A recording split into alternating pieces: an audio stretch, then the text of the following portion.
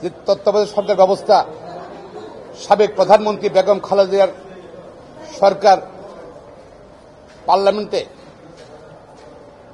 ভোটাধিকার নিশ্চিত করার জন্য সুষ্ঠু ভোটের জন্য তত্ত্বাবধায়ক সরকার ব্যবস্থা সংবিধানে সন্নিবেশিত করেছিলেন।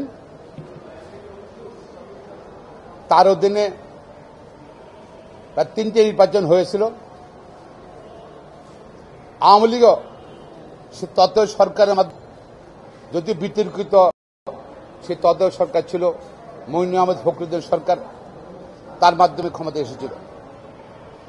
তারপরে খায়রুল হকের উপর তারা নির্ভর করেছিল। খায়রুল হক সেই তত্ত্বাবধায়ক সরকার ব্যবস্থা বাতিল করেছে, দেশের সংঘাতের সৃষ্টি করেছিল। এবং রায়টা সে ওপেন কোর্টে শর্ট জাজমেন্ট দিয়েছিল। রিটায়ার করার পর যে সে প্রধান বিচারপতি নয়, এমনকি বিচারপতিও নয়, প্রায় 16 মাস পরে সেই রায়টা পূর্ণাঙ্গ রায় তত্ত্বাবধায়ক সরকার ব্যবস্থা বাতিল করেছে। জাতিকে একটা কঠিন রাজনৈতিক সংকট, মানুষের মৌলিক অধিকার, ভোটাধিকার সব বিনষ্ট করেছে তার রায়ের মাধ্যমে। তার এই রায়, খায়রুল হক সাহেবের এই রায় বাংলাদেশের নির্বাচন প্রক্রিয়ার রাজনৈতিক চাপ ও পক্ষপাতিত্ব করে নির্বাচন ব্যবস্থাই পূর্বে দুর্বল করেছে, ধ্বংস করে দিয়েছে। তার এই রায় ছিল তৎকালীন শেখ হাসিনা সরকারের রাজনৈতিক প্রভাবের অন্যতম উদাহরণ। এ রায়ের পর দেশে রাজনৈতিক অস্থিরতার সৃষ্টি হয়। নির্বাচন প্রক্রিয়া, রাজনৈতিক নির্বাচন কমিশন সবকিছুই সরকারি কর্মকর্তাদের নিকট চলে যায়, অর্থাৎ সরকারের নিয়ন্ত্রণে চলে যায়। ফলে গণতান্ত্রিক পরিবেশ সম্পূর্ণভাবে ধ্বংস হয়ে যায়, রাষ্ট্রের জন্য ক্ষতিকর।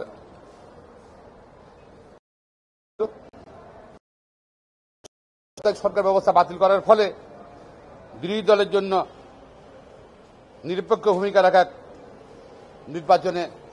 নির্বাচন করা কঠিন হয়ে পড়ে, যা দেশের গণতান্ত্রিক অস্থিরতার সৃষ্টি হয়েছে। এবং 15 বছর 16 বছর আওয়ামী লীগের সময় কোনো নির্বাচন হয়নি, পার্লামেন্ট নির্বাচন হয়নি। এই রায়ের ফলেই 14 সালে দেখা গেল বিনা ভোটে 300 আসনের পার্লামেন্টে 153 জন অনির্বাচিত সংসদ সদস্য নামে এই পবিত্র পার্লামেন্টে বসেছে। আমরা সাধারণ সভা ডেকে এই সমিতি খায়রুল হককে পার্সন নন কাটা করেছি, অর্থাৎ সুপ্রিম কোর্টে তার 2014 সালে সেই সময় তাকে রায়ের পরেই তাকে সুপ্রিম কোর্টে তার নিষিদ্ধ করে দিয়েছিলাম তাকে। তারপর থেকে সুপ্রিম কোর্ট 12 সেশনে খায়রুল হক কিন্তু যেহেতু পার্সন নন কাটা ছিল, কখনো সে আসেনি। শুধু তাই নয়, বাংলাদেশের বিচার বিভাগের ইতিহাসে বিরল, সাধারণত প্রধান যে কোনো বিচারপতি, মাননীয় বিচারপতি, তাকে নিয়োগের সময় সুপ্রিম কোর্ট 12 সেশনের পক্ষ থেকে এবং অ্যাডমিনিস্ট্রেটিভ অফিস থেকে তাকে সম্বর্ধনা দেওয়া হয়। আবার রিটায়ার করার সময় তাকে বিদায় সম্বর্ধনা দেওয়া হয়। বাংলাদেশের একমাত্র প্রধান বিচারপতি খায়রুল হক সাহেব, তাকে কিন্তু বিদায়ের সময় সুপ্রিম কোর্ট 12 সেশন কোন সম্বর্ধনা আমরা দেই নাই। এটা গান আছে না, বিচারপতি তোমার বিচার করবে জনতা বা করবে হবে নাকি? দেখেন বিচারপতিরা যে তারা পক্ষপাত দুষ্ট হলে কি হয়, আজকে খায়রুল হকের এই করুণ অবস্থায় গ্রেপ্তার, এটাই প্রমাণ করে। মৃত্যুর পরে বিচার হয়, সৃষ্টিকর্তা বিচার করবে। জীবিত কারে বিচারপতিরা যদি তার কর্তৃকালীন সময় যদি অবিচার করে, ন্যায় বিচার করে, পক্ষপাত বিচার করে, তাদের কিন্তু ভবিষ্যতে তাদের কিন্তু খায়রুল হকের বিচার হওয়ার সম্ভাবনা আছে। শুধু উচ্চ আদালত নয়, নিম্ন আদালত বিচারকরাও, যে আমরা সবসময় বলি বিচারক হতে হবে ন্যায় ব্যক্তি সম্পন্ন, মেধা সম্পন্ন এবং সৎ, পক্ষপাতবিহীন। খায়রুল হক তা ছিলেন না। উনি কত নির্লজ্জ ছিলেন।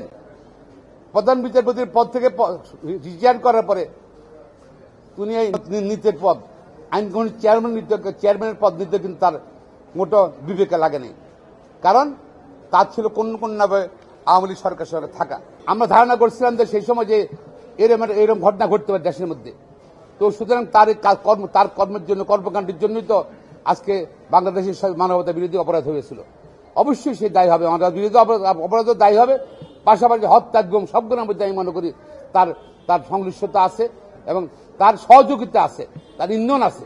এই জন্য তার সুষ্ঠু বিচার দাবি করছি এবং শুধু দ্রুত বিচার দাবি করছি আমার সুপ্রিম আইনজীবী সমিতির পক্ষে। ধন্যবাদ।